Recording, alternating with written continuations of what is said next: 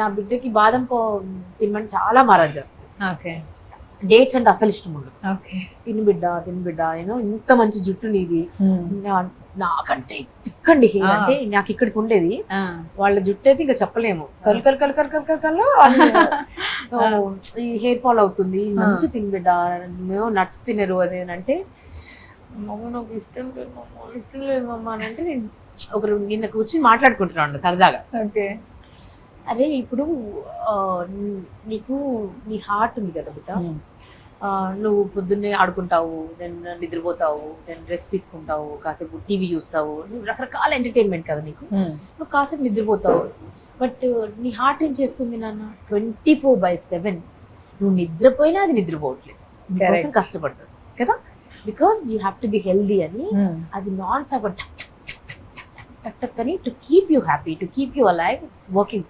But దానికోసం మనం కొంచెమైనా ఏదైనా చేయాలి కదా కదా, నీకు ఇష్టమైన నువ్వు తింటావు, దానికి ఇష్టమైనది కూడా కొంచెం పెడితే అది ఇంకా బాగా పనిచేస్తుంది కదా.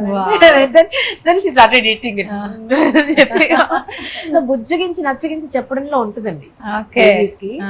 సో ఐ మేక్ షూర్ నేను తప్పు మాట కూడా మాట్లాడలేదు, అండ్ ఎవరిని హర్ట్ చేయండి అసలు లేదండి, గుణంలోనే లేదు. ఫస్ట్ ఆఫ్ ఆల్ ఎప్పుడన్నా ఏదైనా చిన్న కంప్లైంట్ చేసినానంటే ఆ కంప్లైంట్ కూడా చేయకూడదు బిడ్డ, ఎందుకంటే because we are living a beautiful life. Exactly. చాలా మందికి కనీసము పుస్తకం చేతిలో పట్టుకోవడానికి కూడా లేదు, ఇప్పటికీ కూడా స్టిల్ సరైన తిండి తినడానికి కూడా లేదు పాపం.